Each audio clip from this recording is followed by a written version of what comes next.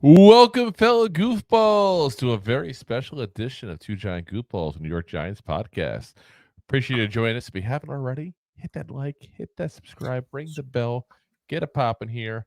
We're going to talk to you guys about the fact that we just signed somebody who used to be a pretty damn big star in this league here. We signed a former 1,000-yard wide receiver here. Now, been a few years since he's been a 1,000-yard receiver. But the guy's got over 7,000 career receiving yards. This is a guy with a legit NFL career, guys. He's going to go in the Hall of Very Good. That's fair. That's where he's in there at that point. We're talking, of course, about Allen Robinson. 6'3", 220 pounds. He's 30 years old, but does turn 31 before the season starts there in August there. Drafted originally from Penn State in the second round by the Jacksonville Jaguars back in 2014. He's a former Jag, obviously, former Bear, former Ram, former Steeler. So he's been at a few teams there. He's got himself around a little bit. Receiver. Yeah. Used to be a top flight receiver. Injuries and time have kind of taken some of that specialness away from him there. It'll be a little nice when I say some. Went from 2015 to 2020. He averaged 69.9 yards per game. On a 17-game stretch, that would put you at 1,188 yards. That's the legit receiver in this league. That's a Pro Bowl caliber, borderline kind of player there. The last couple of years, from 21 to 23, just 26.4 yards per game. That would put you at 449 yards in a 17-game season. So it's literally less than half of the production he used to have. So I don't expect him to be a guy who's going to challenge Malik Neighbors for the number one spot, if that's what we're worried about. No. I think it's safe to say we're not going to worry about that one there. Last season with the Steelers, he was literally their fourth wide receiver. Keep in mind, one thing Steelers did have an offense. They had some good wide receivers. 34 receptions, 280 yards, a 52.0 PFF score. Not a lot there. He was shown. He's kind of had his worst year as an NFL player overall. That's why he's available at the beginning of May. We didn't even include him when we did our wide receiver episode there as like, who should they look at in the free agency? We expected maybe a Hunter Renfrow or something like that. And instead, Allen Robinson. So it begs the question, why Allen Robinson?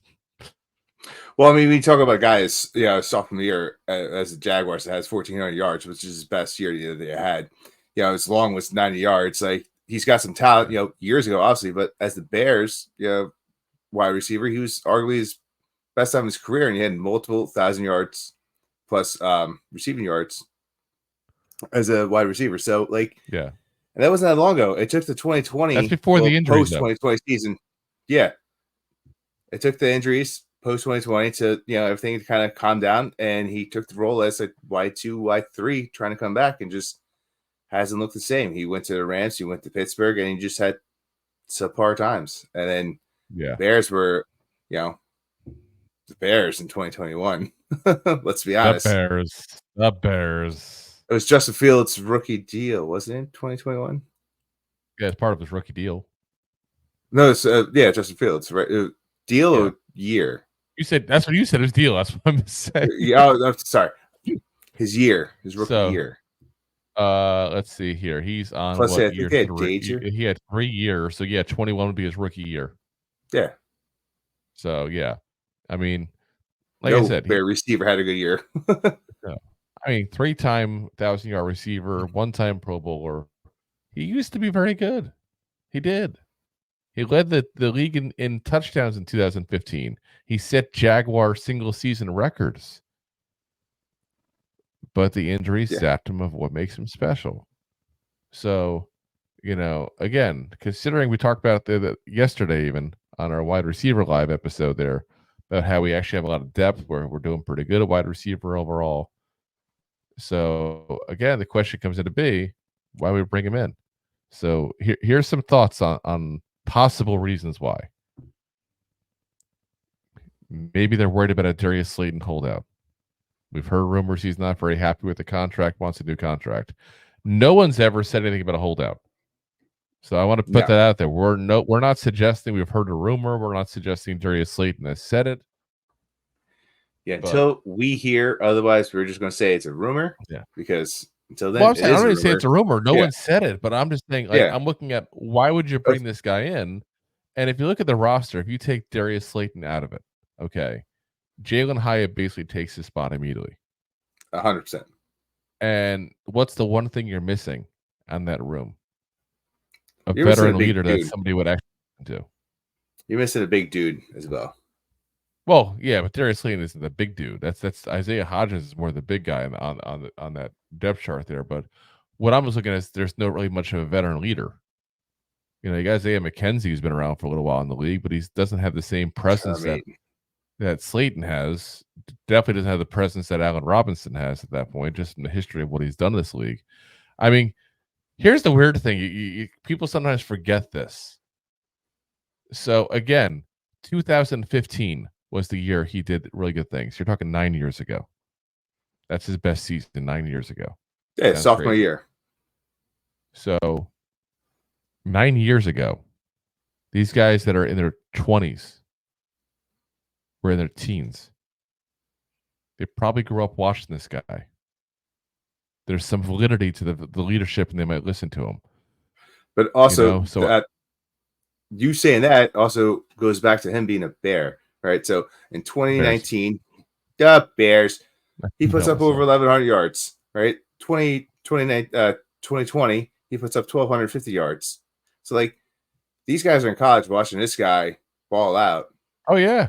And he gets injured. Like, so, like, you get a guy like... If they're a wide receiver, they probably know who he is because they're probably most likely to know the wide receivers at that time period, you know? Yeah.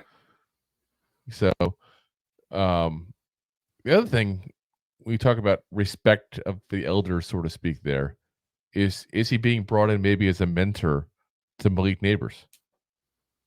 It's not the worst move in the world to have at least one guy like, listen, I was here. This is what you got to do. This is the steps you make. This is the moves you make here. You know, we talked about it, that the one issue he has is getting off press, partially because of his size. But Allen Robinson was always very good at getting off the press. You know, we're going to show you guys a little bit clips of some of his work there. Those you guys may have forgotten because he hasn't been a big name in the NFL in a couple of years now. But this is a guy that was very good at that. Malik Neighbors is not. Plus, on top of that, just the dealing with the fame that's going to come with being a star receiver that we think Malik Neighbors is going to be. You know, Allen Robinson was a guy who navigated that pretty well. Never really heard any major issues with them. So there's many receivers. Like, I know some people are talking about OBJ coming in.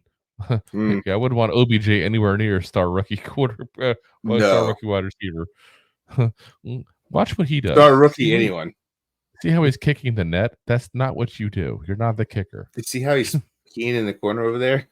Acting like it? Yeah, you don't do that. He's trash talking the quarterback. Yeah. Yeah. But yeah, I mean, you should be crying on live TV for him. Damn straight, T.O. Yeah. But yeah, that's where I think they look at him as a possible thing. The other thing is that Isaiah Hodgins, we talked about a second ago, is the height guy. He's the tall guy. Allen Robinson's 6'3". He's right there with him. Yeah, maybe they want to have a second option, you know, as a second tall guy, you know. Again, he's not that he's super freaky height, you know, kind of thing like that, but you know, you don't have guys that you expect to keep on the roster. Because all the tall guys besides Hodgins is like Miles Boykin, Bryce Ford Wheaton, Chase Cotta, like people you're not expecting to make the roster. No, I mean, you got to say Hodgins, which, I mean, listen, he was everyone's love story in 2022, but so dreamy.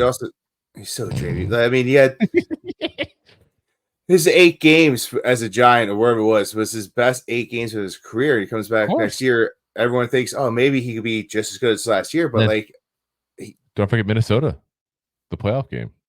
Yeah, he was fantastic, but he was also that 6'4", 205 pound guy. Now you're talking about a guy that's 6'4", 201.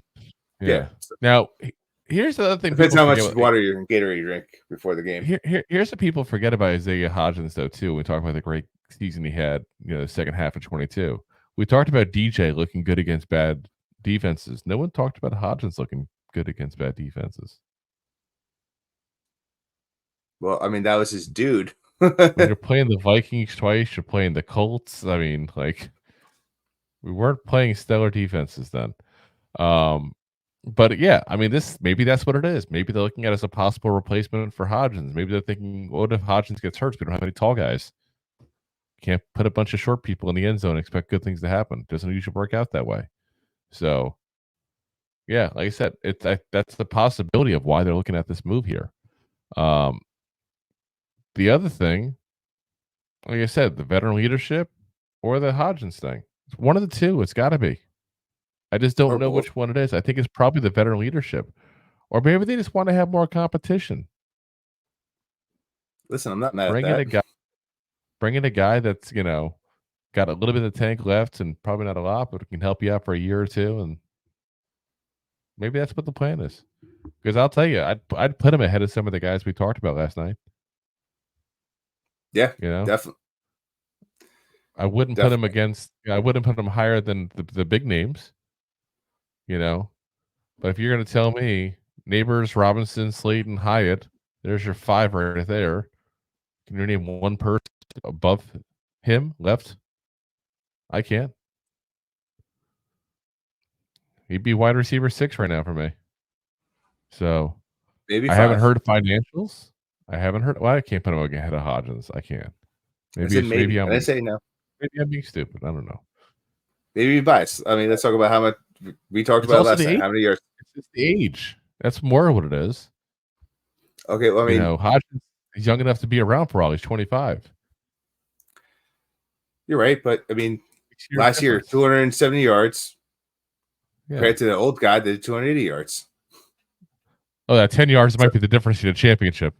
That's 50. 280 to 230. I haven't had dinner yet. It's 11 o'clock. Sorry. But yeah, I mean, like I said, I don't know. It's got to be one of those two guys. So, we'll see what happens. They're going to bring him into camp, obviously, see what he's got. Like I said, at the very least, and this is the greatest thing about it, unless they gave him some money, and I don't think they did. At the very least, he's veteran leadership and training camp. What are you going to pay him? $1 million? Probably not even. What are the veteran minimum is at that point? Actually, maybe it was a little more than he's been in the league up. It's probably a little more than $1 million, maybe $1.5 million. Yeah, $1.1 million. But you're going to go ahead and give this guy veteran leadership to Wan'Dale Robinson, Malik Neighbors, Jalen Hyatt, all these young players you got. That's important. Especially a lot of these guys are young players who are still learning to play the position. Wan'Dale Robinson, keep in mind, was a running back most of his college career. Got converted into a wide receiver. Jalen Hyatt just runs down the field. That's what he did in college. He didn't really run routes. He just ran down the field. Ran down the field very well, but that's what he did. It was like watching Hyatt's college tapes, like watching street football. Hey, kid, listen. What you're going to do is we're going to line up here. You're going to be here. You just do this. Right up the field. Yeah, it's like, what to do, kid, right? 9 route. Yeah. Yep, that's it. Go for it. Count to 9, turn around, and go.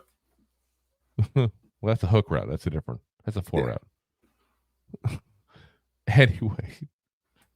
So, let's see what happens. Listen, if you got anything in the tank at all, you got a cheap player who hopefully provides something on the football field, which should provide some leadership and mentoring in the locker room. I can't hate the pick. I just can't go crazy and go, oh, this is going to be great things for us. No. The most valuable thing he actually can provide is mentorship to Neighbors. So, agreed. Before we get out of here, guys, let's show you a little bit what he used to do. Because this is not what he does anymore, obviously. We got a lot of old clips in here. This is the Al Bundy days. This is Polk High. Here we go. Start him off against the Giants. There he goes. You son of a gun. There he is. Now against the Go Pack Go there at that point. Look at that. Yeah. Divisional rival at the time. That's a good catch. And look at what notice he gets out of the press just by a little bit of shiftiness, turns around for the ball. Here he is too. Getting off that press like there's no get your hands off me. That's what I'm saying. Like, this is the issues Malik Neighbors has. Look at this. Like, just gets out of it. Like, he really could help Malik Neighbors. That's the one knock on Neighbors when you watch the tape on him in LSU. He had a little bit of trouble with that. Perfect. There he goes. Got to end on the right note with the touchdown. All right, guys. So let us know in the comments. What do you think? What do you think the value is? Is it mentorship? Is it him actually on the football field? Is he insurance in case Hodgins gets hurt or doesn't play well this summer? Let us know what you think there. Well, of course, live always, guys, just so you're aware, every Monday, Wednesday, Thursday, usually 9 p.m. Eastern Standard Time. We're always popping videos on. So again, if you haven't already, hit that like, hit that subscribe button. Appreciate it very much, guys. And like I said, anytime Giants news happens, guys, we're here. Night or day. Here it is, almost midnight. Here we are. We just shot an episode of the podcast. Now we're going back into even more here with the second episode tonight. So appreciate you guys watching as always. And as always, Giant fans, go G-Man! Go G-Man! Go G-Man! Thanks for listening to Two Giant Goofballs, a New York Giants podcast. We appreciate your support. Thanks so much.